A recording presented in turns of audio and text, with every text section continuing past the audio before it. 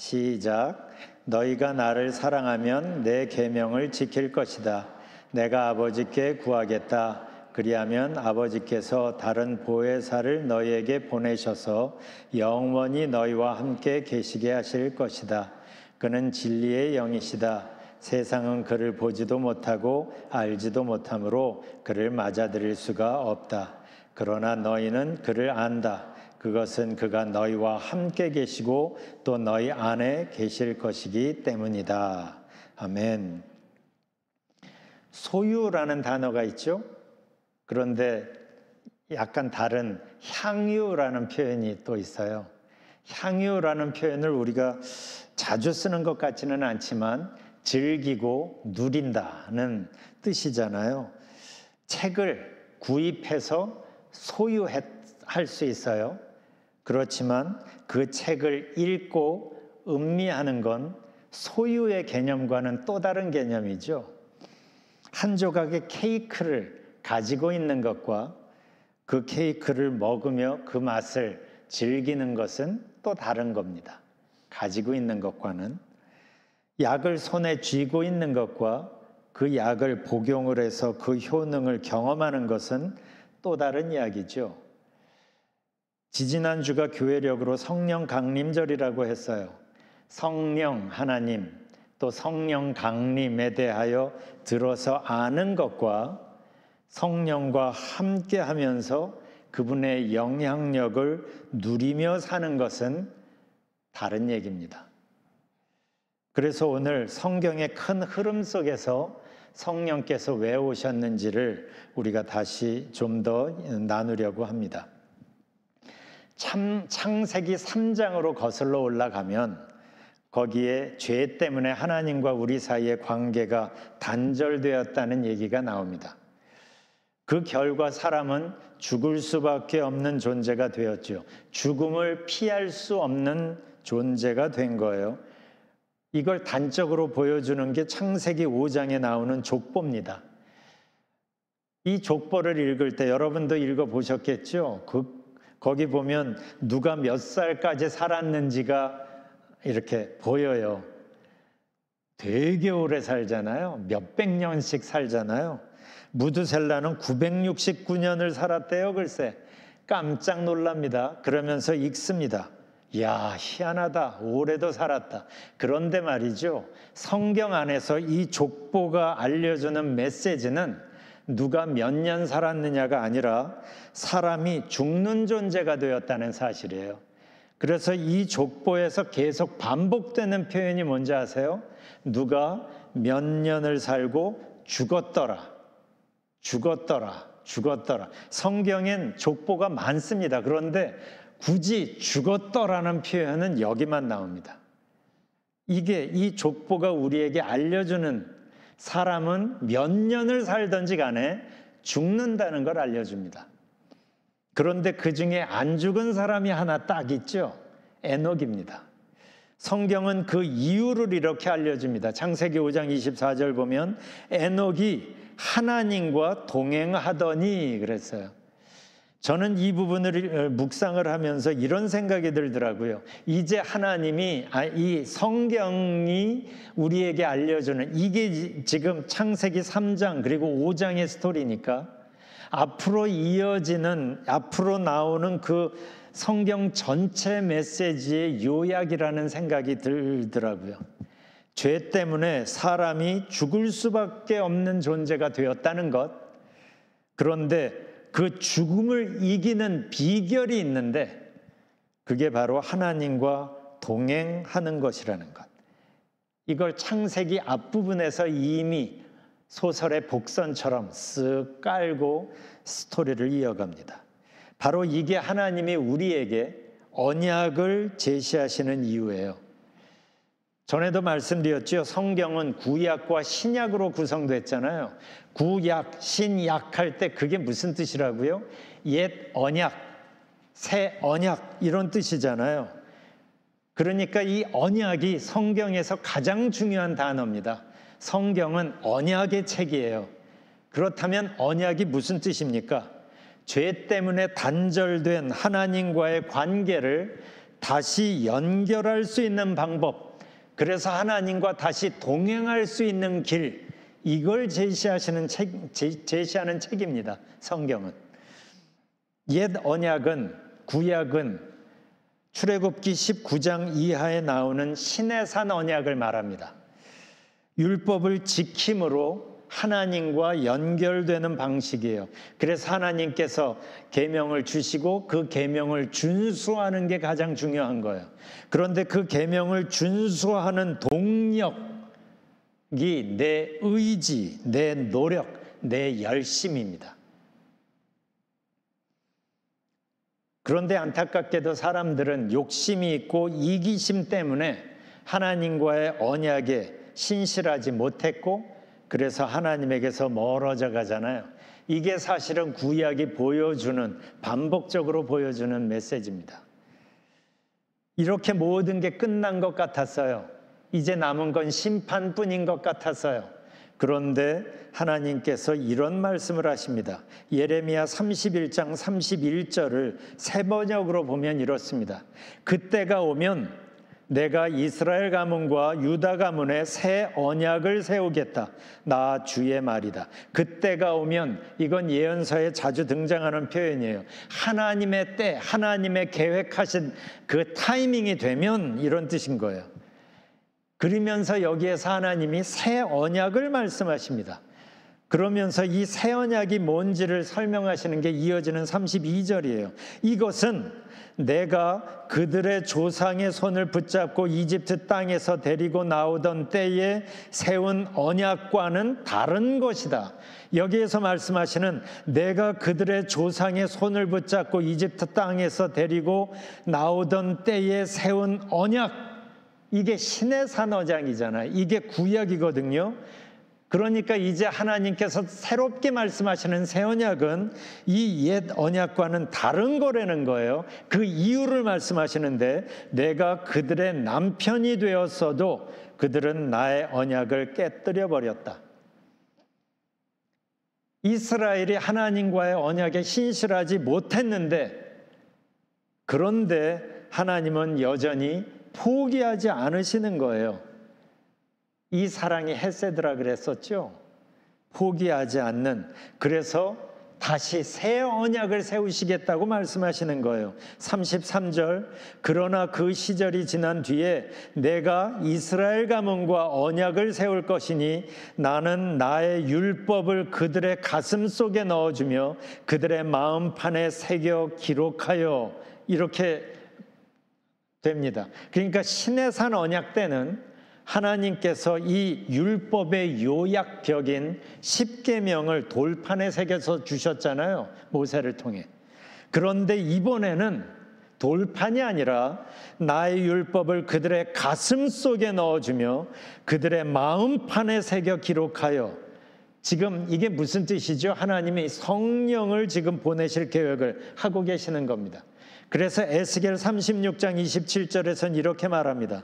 너희 속에 내 영을 두어, 너희 속에 내 영을 두어 너희가 나의 모든 율례대로 행동하게 하겠다. 그러니까 이런 뜻입니다. 지금까지는 너의 힘, 너의 노력으로 말씀대로 살려니까 안 됐지. 그렇지만 그래서 이제는 내 영을 너희 속에 두겠다. 그러면 너희가 내 말씀대로 사는 게 가능해질 거야. 그런데 문제가 있어요.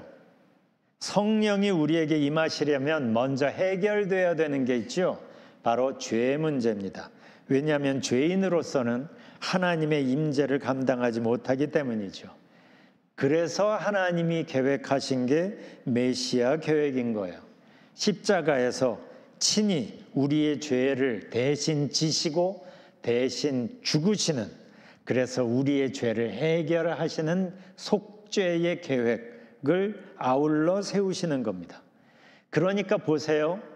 하나님이라고 이 새 언약을 우리에게 제시하는 게 쉬운 게 아니었어요. 새 언약을 우리에게 제시하시기 위해서 하나님은 예수님을 메시아로 보내셔서 십자가에서 죽게 하셔야 했고, 또 성령을 보내셔서 우리 한 사람 한 사람 안에 거주하여 우리를 돕게 하셔야 했어요. 그런데 하나님이 왜 이렇게까지 하시는 걸까요? 그 이유가 뭘까요? 우리가 더 이상 죽을 수밖에 없는 존재가 되지 않게 하시려고, 우리가 에녹처럼 하나님과 동행해서 죽음을 이긴 존재로 살게 하시려고, 요한복음에 예수님이 자주 말씀하시는 표현으로 하면 영생을 누리는 존재로 살게 하시려고 하나님께서 예수님을 계획하시고 성령님을 보내실 계획을 하시면서 우리 앞에 새 언약을 제시하시는 겁니다. 이게 새 언약을 주신 이유예요. 그래서 새 언약을 시작하는 첫 장, 신약의 첫 장이 뭐죠? 마태복음 1장이잖아요. 마태복음 1장의 키워드가 뭐라 그랬죠? 임마누엘. 하나님께서 우리와 함께 하신다. God with us. 바로 이게 하나님께서 그토록 원하시는 것이었기 때문이에요. 우리와 함께 하시기 위하여 옛 언약도 주신 것이고, 그게 역할을 제대로 못하니까 새 언약을 우리에게 주신 거예요. 우리와 함께 하시려고. 그래서 하나님은 임마누엘을 선포하시면서 이 새 언약을 시작하시는 겁니다. 그래서 하나님의 함께 하심이 나에게 단순한 개념이 아니라 내 삶의 실제가 되면 어떻게 될까요? 이걸 가장 집약해서 잘 표현하는 찬송이 제 생각엔 419장 같아요. 그래서 전에도 몇 번 소개했었죠. 주날개 및 내가 편안히 쉬네, 밤 깊고 비바람 불어쳐도. 인생의 밤이 깊고 비바람이 불어치는데 어떻게 평안할 수 있어요? 그런데 이게 가능합니다. 문제보다 크신 하나님 안에 있으면. 문제보다 크신 하나님 안에, 그래서 주 날개 밑에 내가 있으면 하나님 때문에, 문제보다 크신 하나님 때문에 평안을 경험할 수 있어요. 이게 샬롬의 의미입니다. 샬롬은 모든 문제가 다 해결이 되어서 생기는 평화가 아닙니다. 성경이 말하는 평안은 모든 문제들이 해결된 상태를 말하는 게 아닙니다. 하나님은 한 번도 그렇게 약속하시지 않았어요. 그러면 하나님이 약속하신 건 뭐예요? 두려워 말라, 내가 너와 함께 하느니라. 이걸 구약이고 신약이고 간에 계속 강조하시는 거죠. Surely I am with you always. 이게 마태복음 1장 맨 마지막 절이라고 전에도 말씀드렸죠. 이게 하나님께서 계속 강조하시는 거예요. 두려워 말라, 내가 너와 함께 함이니라. 하나님은 이미 우리에게 약속하셨어요. 이미 약속은 우리에게 던져졌어요. 그 앞에서 문제보다 크신 하나님이 지금 나와 함께 하신다는 것을 진짜 실제로 믿기 시작하면, 그게 내 삶 속에 실제가 되기 시작하면, 그때 우리는 그 무엇으로도 흔들리지 않는 평안을 경험하게 되는 거예요. 문제가 없어서가 아니고 문제보다 크신 하나님이 나를 붙잡고 있게 되기 때문에, 그때 이 고백을 우리가 찬송으로 할 수 있는 거예요. 주날개 및 내가 편안히 쉬네, 밤 깊고 비바람 불어쳐도. 저 고백이 여러분에게 단순한 찬송가의 한 구절입니까? 아니면 여러분의 삶의 고백입니까? 이거 생각해 보셔야 되는 거예요. 주님께서는 분명히 우리와 함께 하신다고 하셨어요. 임마누엘은 이미 우리에게 이루어졌지요. 그런데 이 임마누엘이 나에게 하나의 개념일 뿐인가? 아니면 실제, 삶의 실제인가? 이거 우리가 고민해 봐야 되는 겁니다.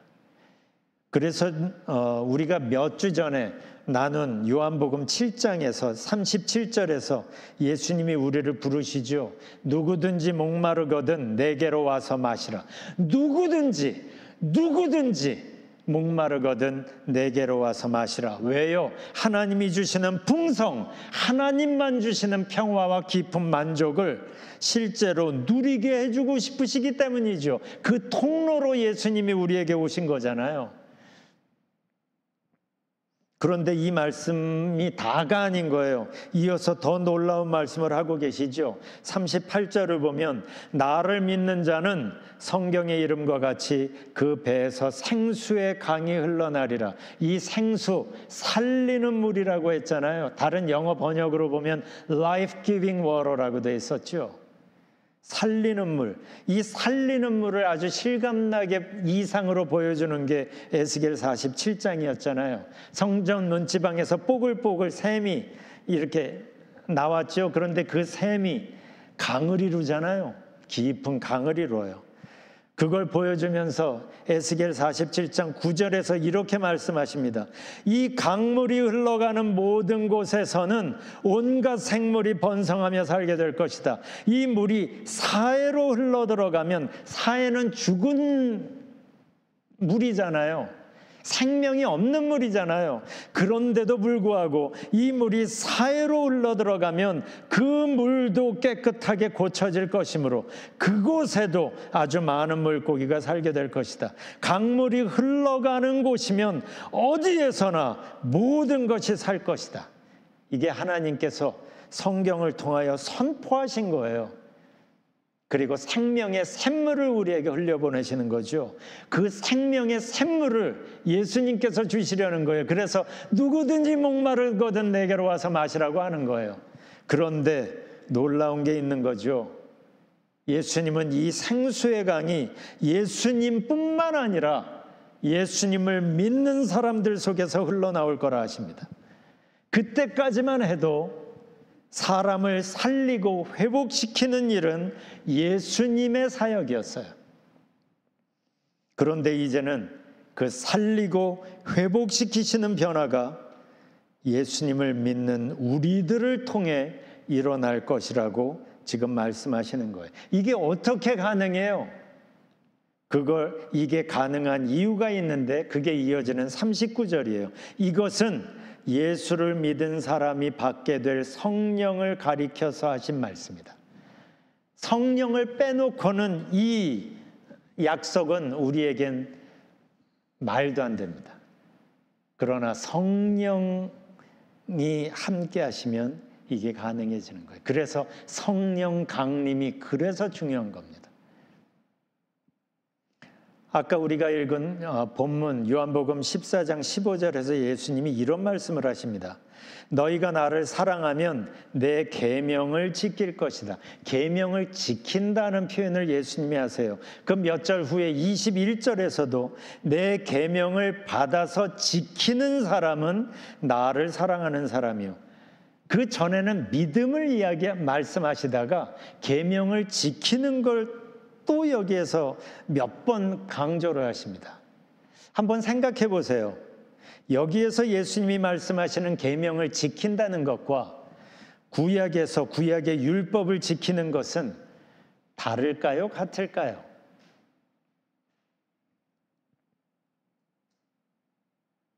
딱 느낌이 다를 것 같죠? 맞아요. 달라요. 어떻게 다를까요? 이게 바로 예수님이 바로 이어서 성령을 소개하시는 이유입니다. 그래서 말씀을 맥락 속에서 이해해야 되는 거예요. 다시 15절을 봅시다. 너희가 나를 사랑하면 내 계명을 지킬 것이다 하신 후에 바로 이어서 16절 내가 아버지께 구하겠다. 그리하면 아버지께서 다른 보혜사를 너희에게 보내셔서 영원히 너희와 함께 계시게 하실 것이다. 17절 그는 진리의 영이시다. 세상은 그를 보지도 못하고 알지도 못하므로 그를 맞아들일 수가 없다. 그러나 너희는 안다. 그것은 그가 너희와 함께 계시고 또 너희 안에 계실 것이기 때문이다. 여기에서 예수님은 성령을 소개하는데 보혜사라고 소개합니다. 헬퍼지요. 카운셀러입니다. 돕는 분이라는 거예요. 어떻게 도우실까요? 진리의 영으로서 우리가 알아야 할 걸 깨닫게 하십니다. 그런데 더 중요한 게 있어요. 깨닫게 뿐만 아니라 깨달은 대로 살 수 있도록 도우십니다. 그래서 에스겔 36장 27절에서 내 영을 너희 속에 두어 너희로 내 율례를 행하게 하리니 하신 거예요. 말씀을 깨닫게 하시는 분도 성령님이시지만 깨달은 말씀을 살도록 도우시는, 힘주시는, 동행하시는 분 또한 성령님이신 거예요. 그래서 여기에서 예수님이 계명을 지킨다는 것은 구약에서 율법을 지키는 것과는 판이하게 다릅니다. 아까도 말씀드렸지만 구약에서는 율법을 지키는 동력이 내 노력, 내 열심, 내 의지였다고 했잖아요. 그래서 실패했잖아요. 그런데 예수님은 계명을 지키라고 하시면서 돕는 분으로 성령님을 소개합니다. 도우시는 그분과 함께하면 계명을 지키는 게 가능해지기 때문이에요. 말씀대로 사는 게 부담스러운 숙제가 아닌 즐거움이 되기 때문입니다. 바로 이게 성령님이 우리에게 오신 이유이고 바로 이게 지금 그 무엇보다 우리에게 필요한 부분인 거예요.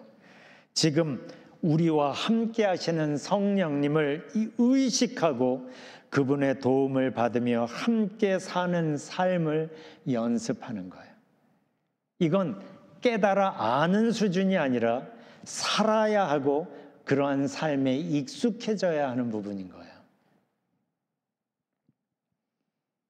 그렇게 성령 하나님과 일상을 함께하고 그분의 영향력 안에서 살아가는 게 익숙해질 때 그때 하나님께서 만드시는 회복시키시는 변화들이 우리의 삶 속에서 보이기 시작하는데 그때 우리는 우리 속에서 흘러나오는 생수의 강을 경험하게 됩니다. 전에도 몇 번 소개했던 빅터 프랭클의 말을 다시 한번 얘기했으면 좋겠어요. 이 사람은 독일 나치 수용소의 생존자입니다. 오스트리아인인데 그 수용소에 갇혔었어요. 그 수용소에서 워낙 비인간적인 그러한 현상들을 보면서 인간됨의 의미가 뭘까를 고민합니다. 그러면서 그의 책에 이 구절이 굉장히 유명하죠. Between stimulus and response, there is a space. 외부에서 오는 자극과 그것에 대한 나의 반응 사이에는 공간이 있다는 거예요. In that space is our power to choose our response. 여기서 자극에 어떤 반응을 할지를 내가 선택할 수 있는데 그게 우리가 가진 힘이라는 거예요. In our response lies our growth and our freedom.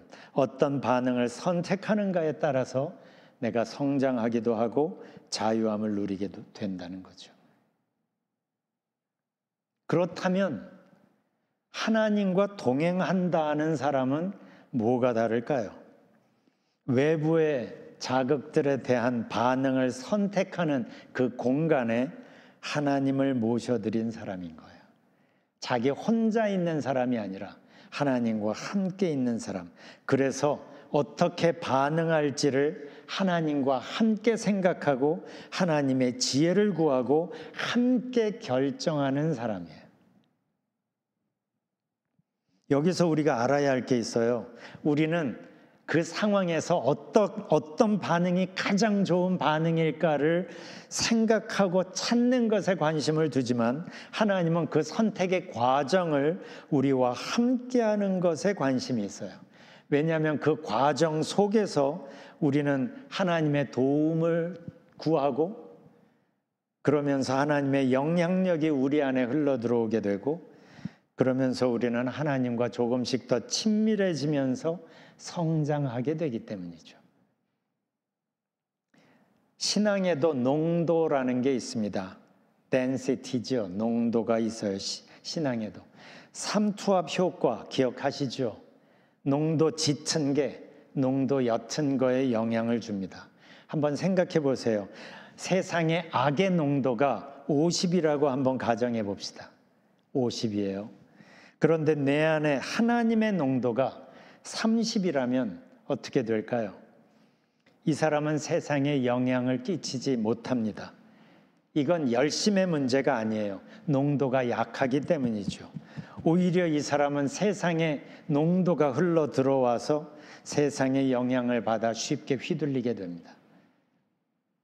농도 싸움에서 지는 거죠. 그런데 생각해 보세요. 하나님과 조금씩 더 친밀해져서 내 안에 하나님의 농도가 60이 되고 70이 된다면 어떻게 될까요? 이러면 얘기가 달라집니다. 이 사람은 주변에 영향을 끼치기 시작합니다. 농도 싸움에서 더 덴시티가 높기 때문이죠. 그래서 내 안에 하나님의 농도가 세상 속으로, 주변 속으로 흘러 들어가게 되는 거예요. 이 사람을 만나는 사람들이 이 사람을 통해서 용기를 얻고 평안을 얻고 살아나기 시작합니다. 이 사람을 통해 하나님의 생수가 흐르기 때문이죠. 세상이 악한 게 문제가 아닙니다. 내 안에 하나님의 농도가 얼마나 진한가가 문제인 거예요. 이게 성령 하나님이 우리에게 오신 이유입니다. 성령 하나님께서 이미 이제 오셨는데 문제는 우리가 살면서 그 성령 하나님을 얼마나 의식하는가, 그분과 함께 살아가는 게 얼마나 익숙한가, 요게 문제인 거예요. 이게 신앙생활의 가장 중요한 부분입니다. 그래서 그분의 임재를 의식하고 그분의 도움을 받으며 함께 사는 연습이 중요한 거예요. 혹시 여러분 중에 내 안에는 성령님이 안 계신 것 같은데 이런 생각을 하실 분이 혹시 있으실까 봐 성경이 그래서 이야기합니다. 사도 바울이 얘기했죠. 성령으로 말미암지 않고는 예수를 구주라 고백할 사람이 없다. 그러니까 예수님을 구주로 고백하고 예수님을 더 알고 싶은 마음이 생기고 이렇게 나온 걸 보면 이게 바로 성령이 여러분 안에서 일하고 있다는 흔적인 거예요. 이미 성령은 여러분이 인식을 하든지 못하든지 간에 조금씩 여러분 안에서 일하고 있습니다. 그런데 우리가 그분을 의식하고 그분과 동행하고 하나님 하면서 그분의 도우심을 찾으며 교제를 조금씩 더 깊이 친밀하게 해가면 그분의 영향력이 내 안에 오면서 내 안에 하나님의 농도가 더 진해지게 되는 거죠. 농도만큼 영향을 끼칩니다. 꼭 기억하십시오. 농도만큼 영향을 끼쳐요. 그래서 하나님이 이스라엘 사람들을 처음에 가나안에 정착시킨 후에 주변 사람들하고 교류를 하지 말라고 했던 이유가 여기에 있어요. 그 사람들은 다 심판받을 사람이기 때문이 아니라 그 당시에 이스라엘은 하나님의 농도가 너무 약했기 때문이에요. 그들과 교류하지 않고 하나님 앞에 있는 시간이 필요한 때였기 때문에 그런 겁니다. 내 안에 하나님의 농도가 어떠한가 거기에 신경을 쓰면서 신앙생활을 했으면 좋겠어요. 앞으로 어떤 어떤 모습의 자극을 만날지라도 그것에 대한 반응을 결정할 때 혼자 하지 마십시오. 하나님과 함께 의논하고 기도하고 함께 결정하는 연습을 하세요. 큰 메이저 이슈에서만이 아니라 작은 삶의 작은 부분에서 하나님을 찾고 하나님과 함께 결정하는 연습을 하세요. 그래서 하나님의 영향력이 내 안에 조금씩 임하게 되면 그때서 우리는 이 찬송을 온 마음으로 동감하게 될 겁니다. 그게 찬송 438장이에요. 주 예수와 동행하니 그 어디나 하늘나라. 내 주 예수 모신 곳이 그 어디나 하늘나라. 예수님을 모시고 예수님과 동행해 보세요.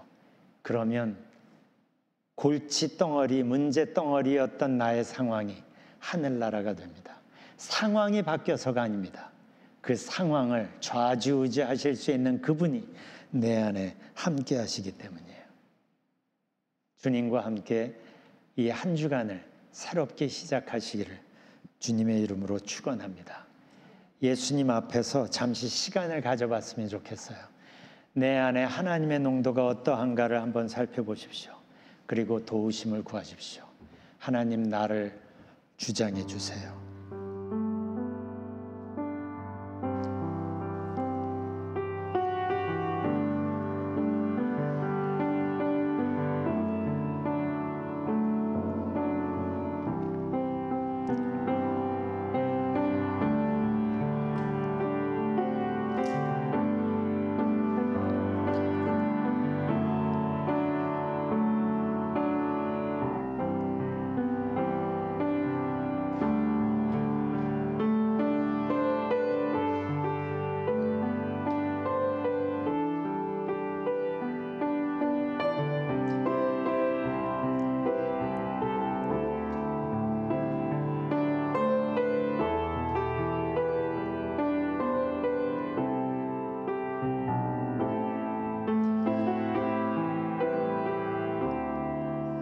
우리가 여전히 죄인이었을 때 하나님께서는 우리를 위하여 메시아를 계획하시고 성령을 보내실 계획을 하셨습니다. 우리가 지지난주에 성령 강림주의를 보냈습니다. 성령께서 우리와 함께 하심에 감사드립니다. 이것이 그냥 절기가 아니라 우리의 삶의 실제가 되어 오늘부터 시작하는 한 주간을 성령 하나님과 동행하며 살기를 원합니다. 그래서 성령 하나님이 내 안에 임재하시면서 하나님의 농도가 더욱더 진해져서 어디에 가든지 내 주변에 영향을 끼칠 수 있는 평화의 도구로 살기를 원합니다. 하나님, 우리를 변화시켜 주시고 우리를 사용하여 주옵소서. 감사드리며 예수님 이름으로 기도하옵나이다. 아멘.